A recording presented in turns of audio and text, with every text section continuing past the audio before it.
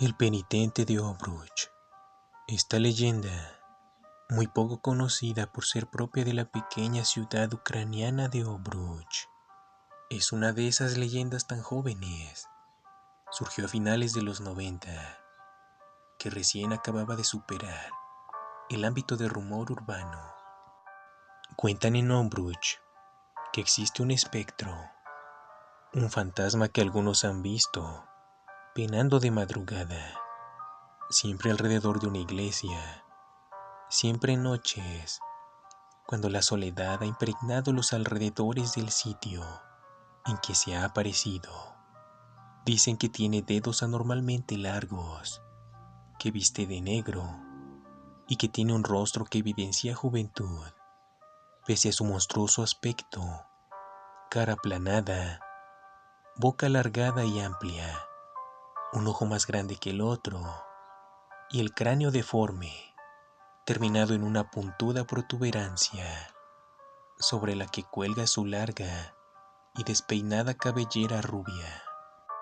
Todos los que lo han visto han relatado que caminaba y caminaba alrededor de la iglesia en que se aparecía, que a veces se detenía, se arrodillaba y lanzaba unos gritos escalofriantes, pues tenía una voz carrasposa, grave, pero sobre todo empañada por una angustia que hacía pensar en los torturados del infierno y matizada por un algo indescriptible que denotaba un odio salvaje y abismal, difícil de encontrar, incluso en la peor escoria criminal.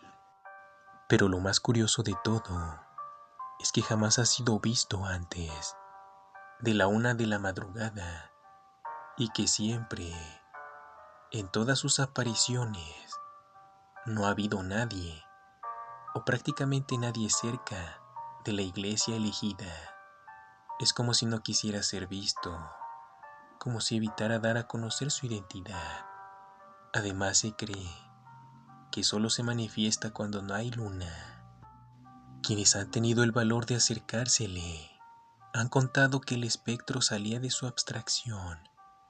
Todos dicen que siempre estaba como absorto en sus pensamientos, que se volteaba, rugía potentemente, se tiraba al suelo delante del testigo, miraba hacia arriba con gesto agonizante, y después de que sus ojos se volvían completamente negros, su cuerpo traslúcido se llenaba de fuego, y el espectro desaparecía entre los alaridos de dolor. Nada cierto se sabe acerca de cómo empezó todo. No obstante, no más de 5 años tuvieron que pasar desde el inicio de las apariciones para que una versión sobre su origen se hiciera conocida y terminase siendo aceptada como real. En 1986 se dio la famosa tragedia de la central nuclear de Chernobyl. Fue el accidente nuclear más grave de la historia. Pripyat y Chernobyl se convirtieron en ciudades fantasmas. 172 pueblos fueron desalojados y unas 90,000 personas tuvieron que ser redistribuidas por toda Ucrania. Se declaró entonces una zona de exclusión, unas zonas con control permanente y otras con control periódico, todo dentro del área afectada por la radiación, área en la cual ciertas localidades, tales como Obruch, no fueron lo suficientemente afectadas como para ser desalojadas o sometidas a controles. Inmediatamente después de la tragedia de Chernobyl, unas cuantas familias emigraron a Obruch en busca de una nueva vida. Sin embargo, cuentan que a inicios de los 90, una viuda madre de 5 hijos llegó tras haber sido expulsada de Pripyat.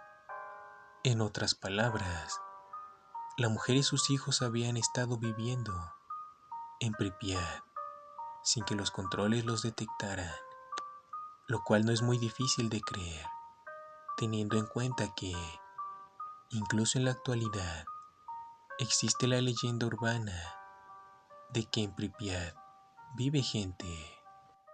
Según dicen, al llegar a Obruch, la mujer y sus hijos fueron conducidos a la casa de un tío, donde llevaron una vida relativamente normal, hasta lo ocurrido a comienzos de 1996.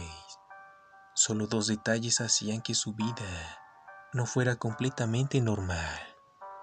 El primero, que nunca se vio salir a la calle al menor de los 5 hijos. Únicamente se vio a los otros 4. El segundo, que de vez en cuando se escuchaban gritos de dolor provenientes de la casa. Sin embargo, en cierta fría madrugada, todos los vecinos del barrio se despertaron tras oír gritos en una casa. Los odio, los odio. Era lo único que todos recuerdan escuchar, aparte de unos cuantos chillidos de angustia, las detonaciones de una escopeta y los estoy ardiendo, previos a la escena del joven envuelto en llamas que salió a revolcarse en la acera mientras su vida se apagaba. Tras venir a la escena, la policía encontró muerta a la madre, al tío y a los 4 hermanos del joven, quien al parecer se había autoincinerado. La prensa no dio mucha importancia al asunto. Nadie supo con certeza el porqué. Simplemente se especuló que había existido presión policial para que el suceso cayera en el olvido.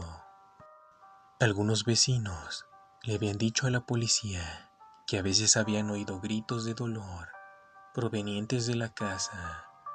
Alguien incluso afirmó escuchar una vez lo siguiente: mi cuerpo se quema, todo es tu culpa, todo es tu culpa, por quedarnos en Pripyat, vieja estúpida. No obstante, la policía le restó importancia, creyendo que era un simple individuo en busca de protagonismo.